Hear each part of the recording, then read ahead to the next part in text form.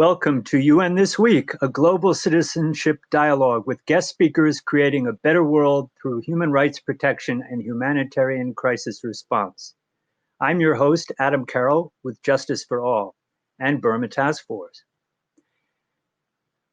Today's show is addressing both local and global, addressing trauma and justice together, a conversation with Gina Damasco. Gina was part of our show last week, and we wanted to bring her back and continue conversation. I'd like to start with welcoming you to the show and talking about what brings us here, what brings us to work with the United Nations or in the United Nations. When we look at the missions and the country representatives, the ambassadors, they go through foreign service training. Perhaps they're on a career track, usually. And so their history may be quite a different journey. For the NGO community, however, I think the journey is much more winding and twisty and interesting through all kinds of landscapes. And so I was wondering, Gina, if you could speak a little bit about, well, the journey that brought you here.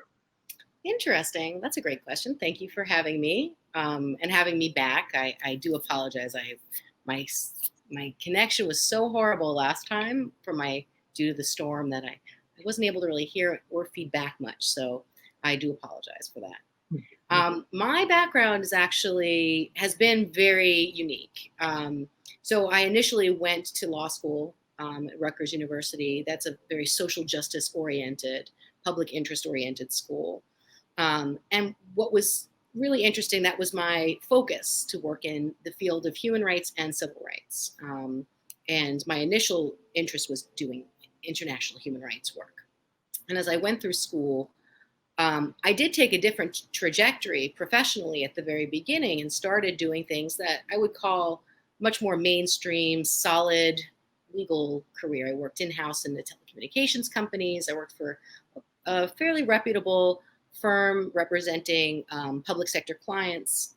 And then I went to the U.S. Department of Ed's Office for Civil Rights. And I spent over a decade there as both a mediator and an investigator and attorney of alleged civil rights violations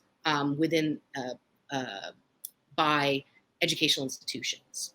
And so in a way, that's sort of like the independent arbiter, the agency responsible for going in, taking complaints, including sexual violence, so race, color, national origin, disability, sex, and say age and age. So of those different types of cases that I worked on, we worked directly with the people. So we weren't, say, the advocate, right, which I had done in law school. Right? I had represented disabled children through the Special Ed Litigation Clinic, for example. And so I had done some of that work directly representing clients. This was the remote part, and then I had represented the institutions. So then I came into an institution, very small microcosmic version of, say, what operates on a UN scale, right? Trying to address these complaints by institutions of violations of civil and sometimes human rights of individuals to whom they owed a responsibility. And so in that whole process, a lot of the more notable cases that I worked on were race and sex discrimination and harassment and sex assault on campus. And what I think is really interesting is, as I left that, and I also then left my position for a more normal trajectory. I left to be an assistant general counsel for a university as well, now working within an institution. So if you could imagine having every possible perspective on addressing and correcting issues of human rights and civil rights violations against individuals. That was mainly in the educational sector, right? So in this sort of 360 view, I left that. My focus has always been on human rights and social justice. And so even though that was a very incredible opportunity, that was not my calling, I wanted to do more work, particularly in human trafficking. in the area of human trafficking. And what I thought was interesting was there were a lot more parallels to the work itself and the experience that wasn't necessarily purposefully trained in the context of working within the institution, the United States Department of Ed's Office for Civil Rights. We weren't trained on trauma-informed practices. But when I then started working with the Volunteer Lawyers for Justice, that was the organization where I represented human trafficking victims and survivors, the way in which you refer to them kind of changes. I noticed parallels, which have later been recognized under the auspice, under the term institutional betrayal, right? Trauma that relates to institutional betrayal. When you look to certain institutions to safeguard and protect you, and then they fail, there's actually a related trauma to that. So. And so even my work in the Department of Education, there's sort of that beginning understanding of that. People would come because they could not afford private attorneys, and they felt like their rights were violated within the educational system. And we would be responsible for investigating that. And particularly being a mediator, working with people, understanding expectations, what their expectations were of an institution whose responsibility was to help get them justice, right? And these are people who've experienced trauma, because usually, I mean, there are always outliers, but the majority of people are coming because they have had their rights violated, they're seeking justice, and they're going to this larger entity that they believe, this institution that's designed to protect them. We see in sexual harassment, sexual assault cases, that real sense of betrayal in the way in which schools would handle sexual assaults cases. And there's a lot of discussion about that there. I want to gravitate this towards the applications in the UN system in a moment. But not only was it evident that there were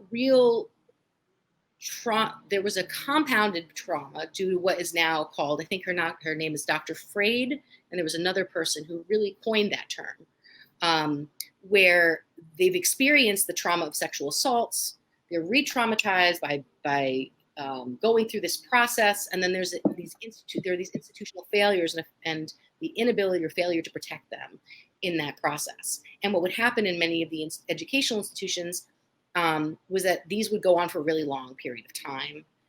They wouldn't really get effective justice. It would prevent their ability to meaningfully engage in school, in their programs. Sometimes it would be more punitive on the person who was assaulted by separating the parties. And so the student who had been subjected to sexual violence would then have to go to school with her abuser, or feel like there wasn't real adequate response. And what I'm going to note, which is very interesting, and it was written up, I believe, in a Rolling Stone argument while I was working there, not about one of my cases, is something that I feel will also apply to the UN system. So when they came to the Office of Human Rights at the US Department of Ed, they looked to us to help them. And a lot of the community, the advocacy community for sexual assault victims who were seeking a redress and justice, for many years weren't even coming to my department. They were going straight to the courts. And I remember asking, why wouldn't you do that? We have procedures, we have protocols, we're set up to do that. We're the federal government. And it was an eye-opening experience for me to hear that many of them didn't want to do that because it would take so long. What would be the point? Right? So they would come and they'd file their complaint. They're in school for 4 years. Their lives need to move on. And by the time 180 days passes to evaluate an allegation, or the 60 days to evaluate, 180 days, maybe more, which is 6 months, to then do the investigation. And then if they monitor what the corrective actions were, if we even find the violations, because trauma would affect the way in which they could recall information, and it's too much to go into really here, but the way in which you evaluate credibility of evidence looks at how it lines up with surrounding facts and circumstances. Well, for a long time, I can tell you that there wasn't a lot of training for people who worked in that area, not systemic training through the department, to teach people who were doing those investigations to understand the impact of trauma on memory recall, and how it would make it difficult to communicate with victims of trauma, of sexual assault and sexual violence, how you can then work with them. It would delay the process, it would complicate the process. So, so you have all of these factors in play. And at the end, there were oftentimes pretty unsatisfying results. And we had this really great experience when the last administration came in, and somebody who had been working in this area with the ACLU had come in and said, we're going to make this front and center. And every time a complaint would be filed, they would actually open it up to a whole university, a whole system-wide review and investigation. And it would take so long that the person who filed the complaint would then have to wait until the entire institution was investigated before their issue would be resolved. And that would take so many years. And that was the subject of a Rolling Stones piece, the Rolling Stone piece, where they said, where's the justice? So what really fascinated me about this experience and the idea of the sense of institutional betrayal as a further traumatizing experience is similar to, on this micro level, this national level, you have people who are seeking justice, seeking to correct a hostile environment, a dangerous environment, where they go to the people who are in power to help them, and that they're not receiving that help, to the UN system. And I looked at the UN system first from the practical piece. I'm not a psychologist. I just study how to apply that in the practice of providing legal supports and services, and to see how the clients who are affected by trauma come up against places in the justice system, right? And so that's my main focus. And ultimately, my bottom line sort of belief system is centered around the fact that it's so complex and so widespread, the way trauma affects individuals, that people who come up against clients who need support, who need assistance, inevitably should be prepared for that in any respect. First of all, just to comment, I seem to be echoing. That's odd. Anyway, I noticed, first of all, that your job allowed you this 360-degree view of this subject. And so your multidimensional understanding of traumatized clients is pretty rich. Now, at the United Nations, of course, the UN agencies, UNICEF or UNHCR, serving refugees, they're serving millions and millions of traumatized people, whether it's in a Palestinian refugee camp or a conflict situation, peacekeepers doing whatever they're doing. So I think that it's very relevant to the UN as a whole, and yet at the same time there are UN courts, rather international courts connected, and we see that those court cases go on for years and years and years. And so while the victims may be allowed, victims quote unquote, because they're not only victims, nobody is only a victim, but those who have been victimized or attacked or persecuted have a chance to make a statement, but they have in some ways to put some part of their life on hold just to witness this glacial moving of justice. And maybe there's no way around it, but certainly empathy and maybe some level of reform is needed. So I was wondering if you could say a little bit more to making that connection. I'm very glad you asked that. So that is exactly sort of the point that I was thinking of, right? So if you look at an example, and my knowledge and experience is never going to touch on the depth that you have, but let me just give like sort of a basic overview of the timeline about where the UN system has come in and helped with its justice system, I guess, with its to help provide its version of justice with the Rohingyas. So from my understanding, it was about August of 2016. Was it? It was in 2016 when mass atrocities really started to occur. I think that's the timeline that we're starting with. Not to say that there weren't issues that predated that. Let's just say from when the severity became to a point where it caught enough attention. Right. That was the first wave. And then you could say, and then the second major wave of mass dislocation uh, was in August 2017. Yes. Exactly. So then, and at that point in 2017, I think it was in August, the UN field team started coming in.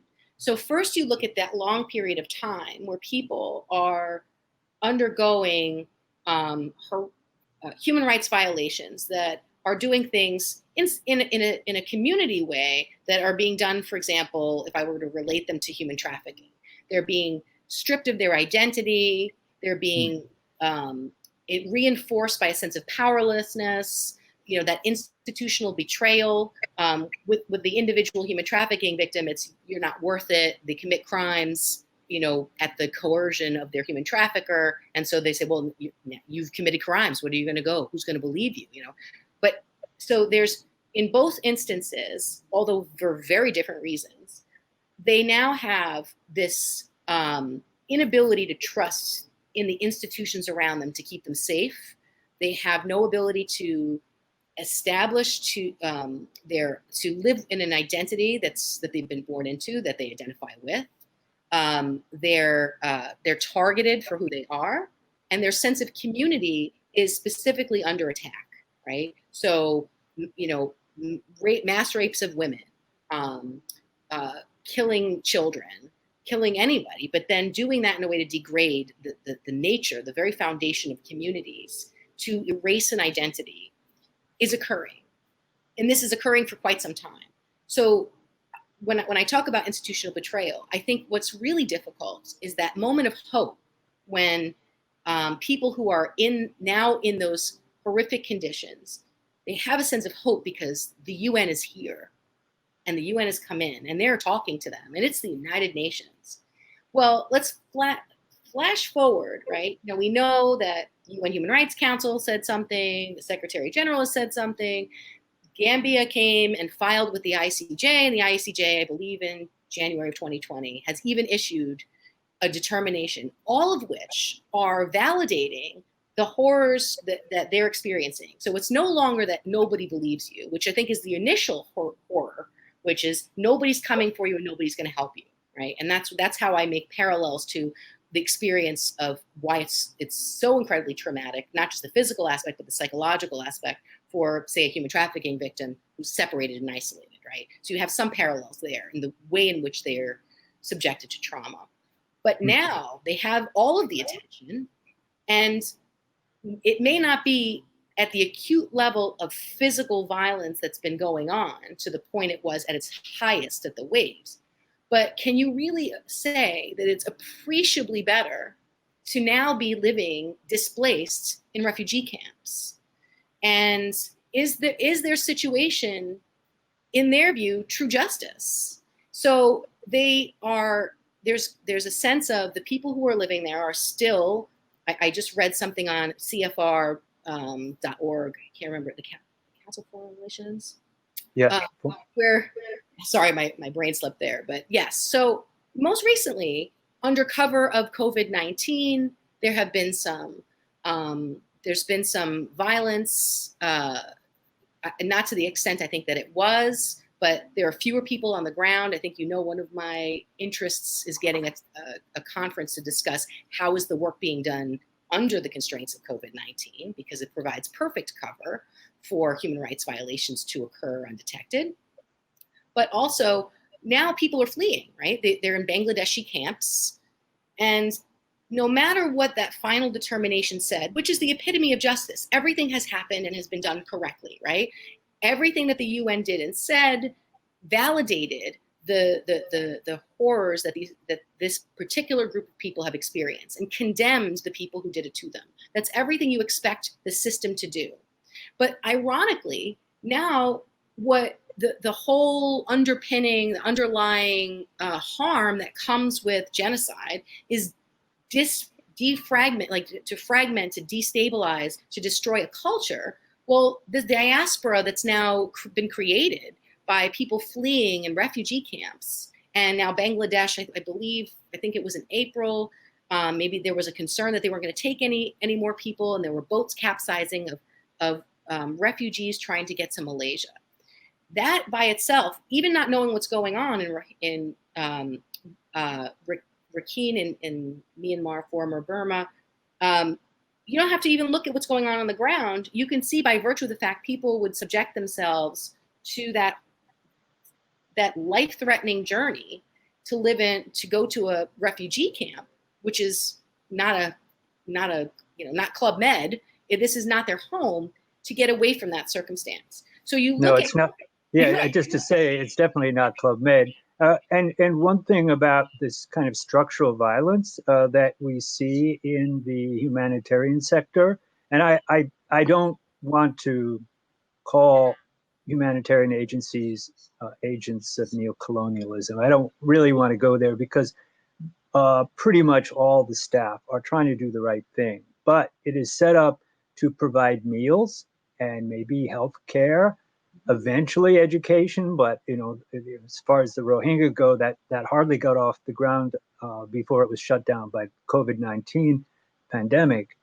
But it's providing services and infantilizing, or treating almost as objects the refugee population. They are not allowed to work, right? They're not allowed the dignity of work. And the host country, while it's offered space and some measure of sympathy, safe haven, uh, has restricted internet, which really impacts communication during a pandemic, but also impacts any possibility of education or communication with family back home.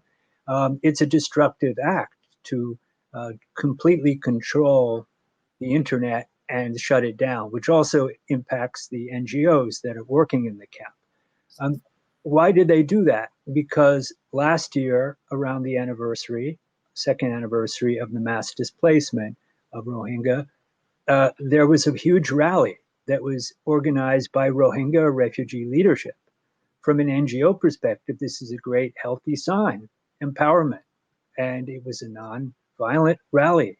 But apparently, this was one of the major reasons that Bangladesh felt very insecure, and their military and others decided to shut down communications.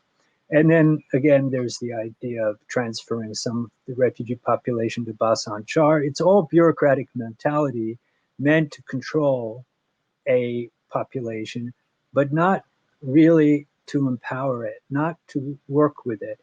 It's the same mentality that created MOUs, agreements between Burma and Bangladesh, with, I would maybe harshly say, the collusion of UNHCR and IOM that were involved, and they didn't include any Rohingya leaders in the consultation or in the agreement.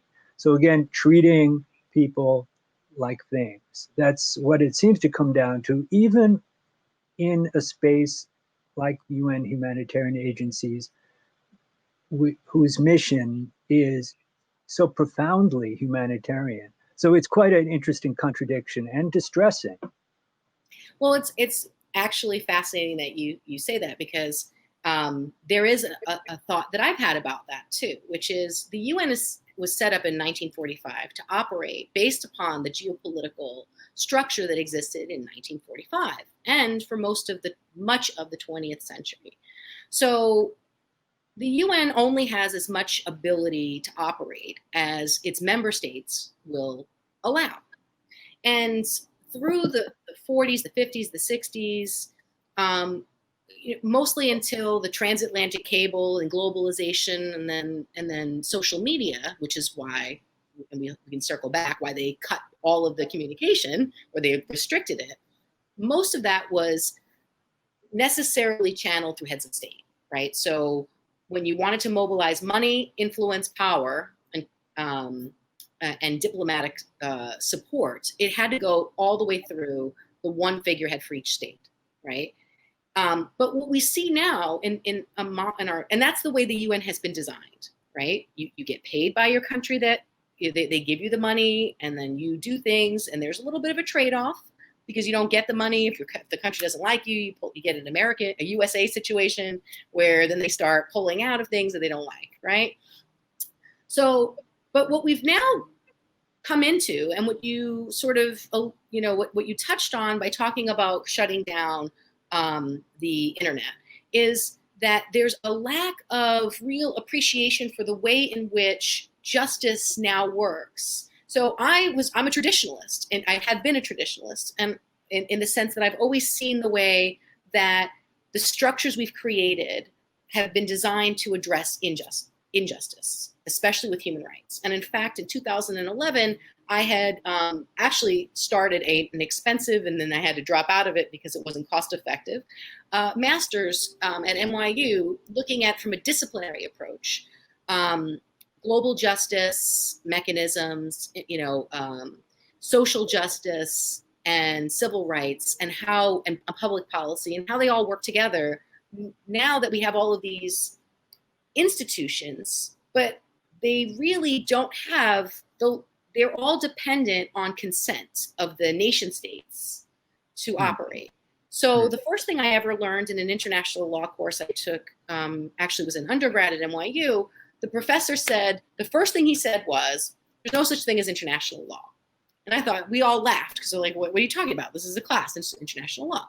It exists solely at the pleasure of the countries who interact with, who engage through treaties, right? Now, yes, other people can sort of gang up, they can use diplomatic measures, but as you've noticed, there's a trend towards nationalism and a pull away from that international cooperative effort. The US is no longer in the UN Human Rights Council. It's no surprise that a lot of things have now escalated as they've left, because that force and that diplomatic intervention is not there. And we are having different results than, say, the Balkan states, when there were also ethnic cleansing. There was also ethnic cleansing and the fighting in the former Yugoslavia that broke apart.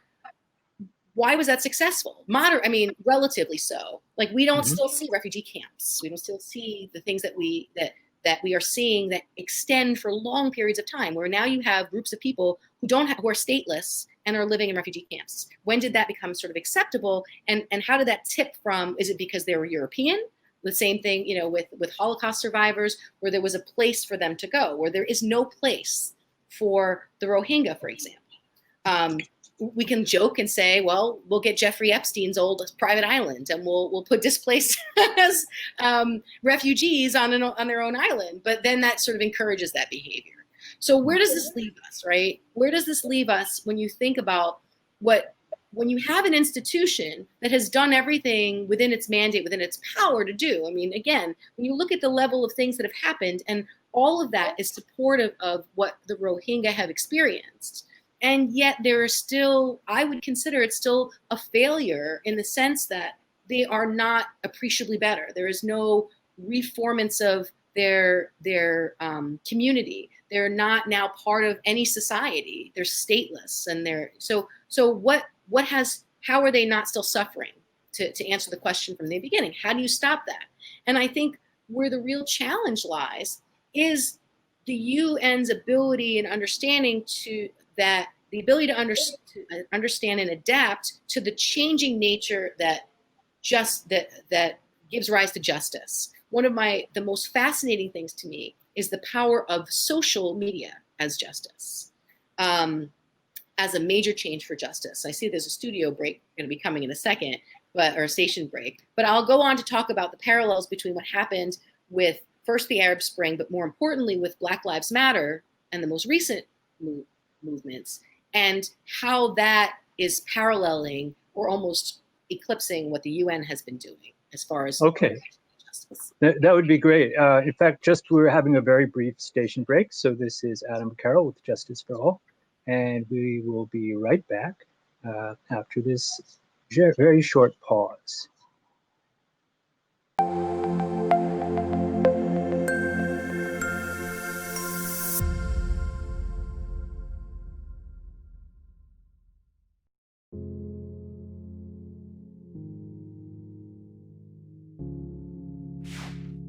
We are Justice for All.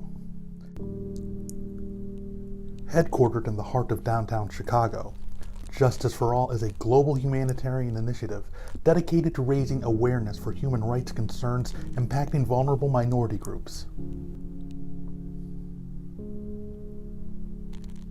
We promote policies that protect religious freedom, address the root causes of mass displacement, and recognize the plight of refugees and forced migrants.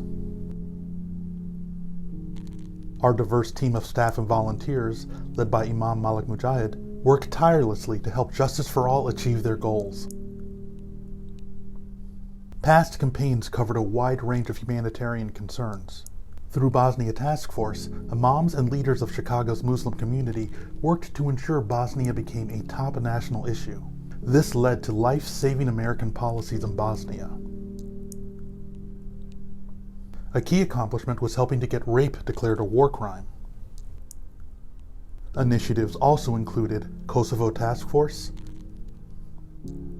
Central African Republic Task Force, and Flint Coalition, which brought awareness to the water crisis affecting the people of Flint, Michigan. Highlights of our work include supporting Black Lives Matter,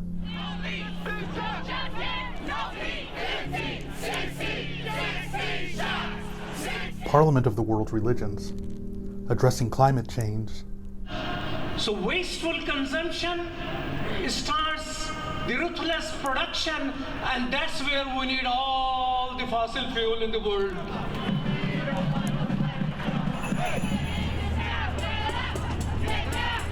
And prominent media exposure. This is Imam Malik Mujahid, President of Justice for All. And I'm the Director of Outreach for Justice for All. And that's why we need to go back to what worked. Today we're demanding an apology from the CEO of Costco. The Chinese crackdown on Uyghurs and other Turkic people has only gotten worse. Current programs such as Burma Task Force advocate for the rights of Rohingya refugees in Bangladesh, internally displaced populations, and all those denied freedom of movement and at risk of starvation. Through this, we mobilized thousands of calls to elected representatives. This paved the way for the U.S. to increase funding for Rohingya refugees from $30 million to over $600 million. 2 of our documentaries were featured on international news outlets. The Rohingya People, A Slow-Burning Genocide on BBC World News, and Rohingya Refugees Tell of Massacre was featured on CNN. We've organized rallies, UN mission visits, expanded presentations on campuses, promoted research and report writing, outreach to think tanks, media, and other influencers. Faith Coalition educates about the Rohingya genocide and crimes against humanity faced by ethnic groups in Burma. We've traveled to refugee camps, convened a meeting of Karen, Kachin, and Rohingya leaders, both to encourage cooperation and to guide them in congressional outreach. We organized Rohingya Advocacy Day. This led to over 100 participants visiting the offices of 60 U.S. senators and congressional representatives. Free Kashmir advocates for the people of Kashmir. Long-term goals include the call for self-determination, the end of the Indian military's occupation of the territory, and raising awareness of Kashmiri issues among the American people. After the August 5th reinvasion of Kashmir, we organized national protests in front of various Indian government buildings, partnered with Stand with Kashmir, and launched a petition condemning the Gates Foundation's decision to present Prime Minister Modi a humanitarian award. Save Uyghur informs Muslims and neighbors of other faiths about the ongoing cultural genocide of Uyghur Muslims and mobilizes public support. Our projects include boycotting Chinese products with our Fast from China campaign, pushing Bill S-178 in the Senate, and organizing a nationwide protest of Costco.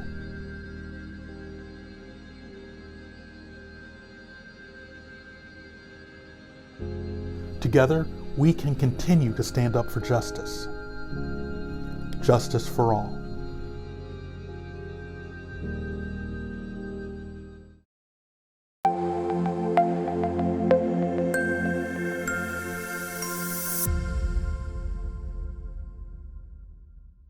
Okay, I guess that's our corporate masters calling for recognition, but I don't know. I don't know what will fill that break.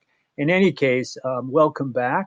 I'm speaking with Gina Damasco about her really interesting work that also, by the way, informs her engagement with the UN NGO Committee on Human Rights, which I'm happy to be part of with you, and also the New Jersey. What is it? The New Jersey Committee.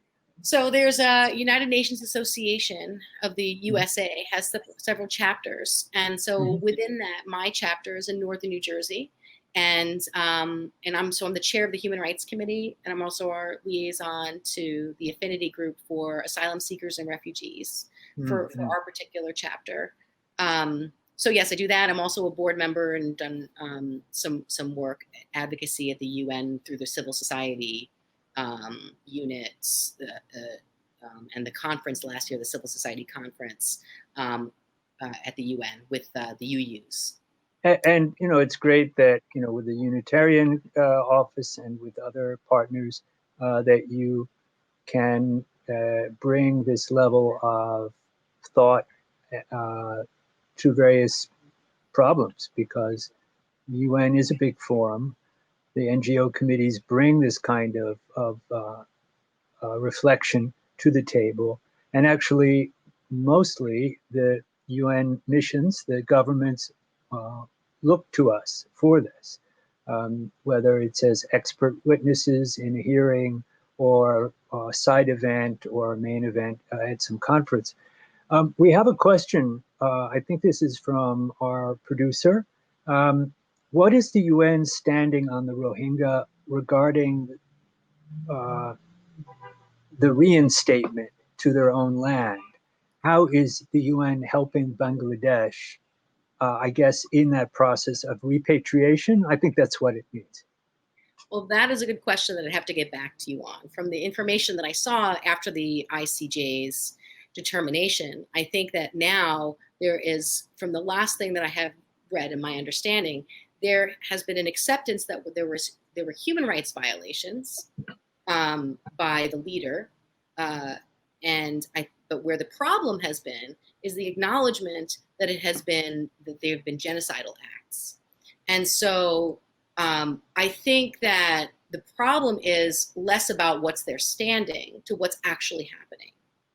So I'm going to sort of pass on that and get back to you, because I'm not an expert in Rohingya. I think I was using sort of that time frame to bring us to here to talk about the time between 2017 and 2020, and the fact that even as of today, there's a situation where we call it in when you learn in law school, res ipsa loquitur.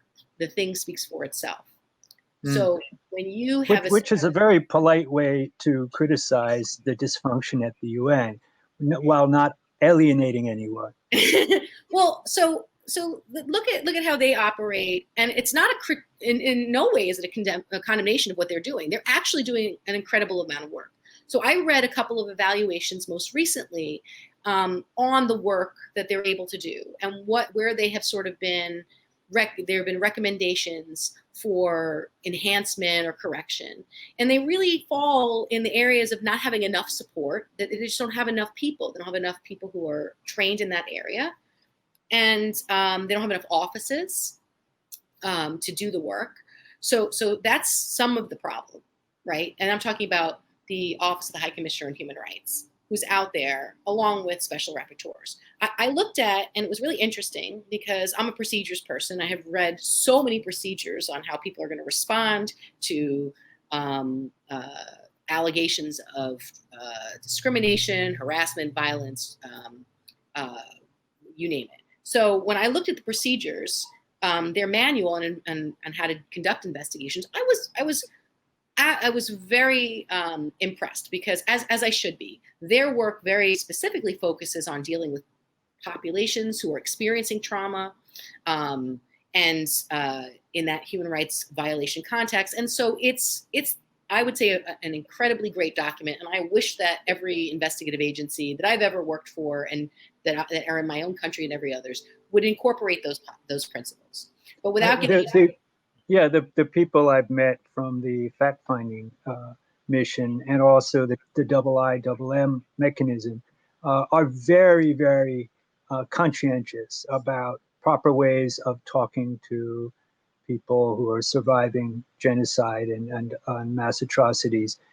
Really very cautious about evidence and the chain of transmission and all of that, and so chain of custody, perhaps the word is. I think the question about reinstatement, though, until the Rohingya are given citizenship and also some, at least some measure of justice, which would mean their lands would be returned, or some agreeable alternative like reparations, until there is some restoration or restorative justice, and of course, until there's safety, there cannot be any repatriation. It just won't work. And for the nations to pretend otherwise just puts the Rohingya refugees in a very difficult position under pressure. Like, why don't you leave yet? And of course, who would want to be in a refugee camp for 3 years and then perhaps 17, which apparently is the global average of years that refugees stay in the camps, which is horrifying, right? You bring up your kids. It's not a way to live, right? So, and what does it do? It just reinforces the original purpose of doing those acts, which is to sort of degrade the sense of community and identity of a people. If you're now living among your people and you have your beliefs, but you're living in refugee camps and you're raising generations in there, which is happening, multi-generational trauma, as what was discussed by Dr. Denali. That's how is that really considered justice? When we talk about restorative justice, that presumes the luxury, I think, of having that stability. Like, where is home, right? If you're looking around, that's not home. There's never going to be that safety and that stability. And strictly from when you're talking about the trauma-informed process, here, on the very micro level that I work on, the human trafficking victims, once they're finally out, once they realize that there are organizations that are giving them safety, shelter, meals, and then they want to get back into the workforce, and so we can help them with post-conviction relief if they've had any crimes on their records as a result of the trafficking, they can essentially go back to a society and be full members of society. That's not happening in these constructs, and so. Even what is justice? Is it truly justice if you're not really a member of a society? Like you're. Well, that's very eloquent. So is restorative justice kind of complementary to trauma-informed advocacy and? So restorative justice helps provide those. I feel like restorative justice has to come after the active experience of trauma is occurring, right? So when we talked about how do you end the suffering, I don't feel like the active, like restorative justice comes in sort of at the end. But how are you able to restore, to offer those? How are you able to offer people access to restore them back to the dignity and to the citizenship that they had if there is no place for it? I think I'm so sorry that I'm stumbling over my words. It's such a bigger concept than what I'm sort of trying to think about. And I think the reason why it's difficult to fathom is because the way in which things are operating now aren't conducive to that. So, like I said, everything was done the way in the way you would hope and expect it to be when it came to the situation. All of the procedures were, even though it took a long time, maybe due process standards in the US would have hopefully taken less time, but theoretically that was the time it took to conduct those investigations and to do that work. But when you look at something like, and I brought this up before the break, which is what happened with Black Lives Matter and George Floyd. That is not a new issue that has happened in the United States. This has been something that's been occurring for quite some time. This is not the first person who has experienced police brutality and focused and, disproportionately focused and impacting Black men in America. Okay, so why all of a sudden did it become a global movement, and were there serious discussions at different levels, not only about making changes, systemic changes, policy changes, politicians and celebrities were coming out, and there was actual money coming from companies to support this, right? And influence. Things that had traditionally been things that were only available through heads of state in the 40s and 50s. The way in which influence and justice occur is shifting because people are forming identities ideologically transnationally, thanks to virtual connections, right? So there were marches for Black Lives Matter in countries all over the world where people were marching in streets, but this didn't directly affect them. And I think where the power is, and then because of that, things happened very quickly. There was a statement about, what happened fairly quickly by the UN about what happened with George Floyd, much quicker than it took to get boots on the ground with the Rohingya. Now, why is that? Because I think that the thing is, there needs to be a meaningful understanding of the shift and how things work. It's no longer the original, Hobbes's Leviathan, John Locke, J.S. Mill, Rousseau, the sense of the state. And the concept, this was way before people had social media and before movements could occur. And justice could be affected just by connecting with people in real time across the world.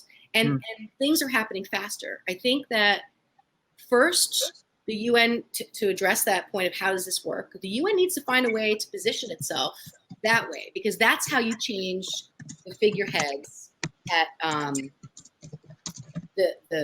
sorry, are we going over time?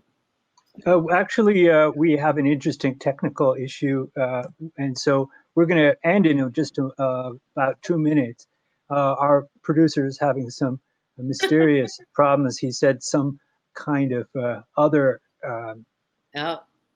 program took over his camera. So anyway, speaking of technology, we're still all navigating this, but as you said, it does enable maybe a decentering or a decentralizing trend that may empower communities and civil society, we hope, not to simply respond as a mob in outrage, but to help build something.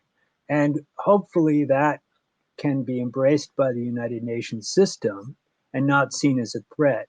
And I think that you're right to identify this global trend as very relevant to UN work. So we're going to really end for that already. And it should be there as long as the political will. Volunteers, they can be bringing more resources to absorb some of the loss of finances, and also have civil society units that can be bolstered. There are a number of things that they can sort of capitalize on this. It might help save the day, especially at this time of lockdown. But that reminds me that we do have a rally coming up, speaking of Rohingya, for the third anniversary of the mass displacement of 2017. And hopefully you'll go to the site and register. We'll have a whole number of speakers in different countries joining in together to remind us where we are with this, and that we don't want the Rohingya there 17 years or even another more than necessary, and that justice, as we've been talking about, is really a very complex human need, and not just simply a legal matter. And we don't want to be betrayed any further by our institutions. But again, at this age of coronavirus, not to mention many other things, it's hard not to feel betrayed and uneasy. So hopefully we'll keep awake and keep aware. And thank you, Gina, very much for offering your insights today. Very much appreciated. Thank you for having me. This was a fascinating discussion. I think there's a lot. Yes, to be continued. Yes. Right. Thank you very much. Right.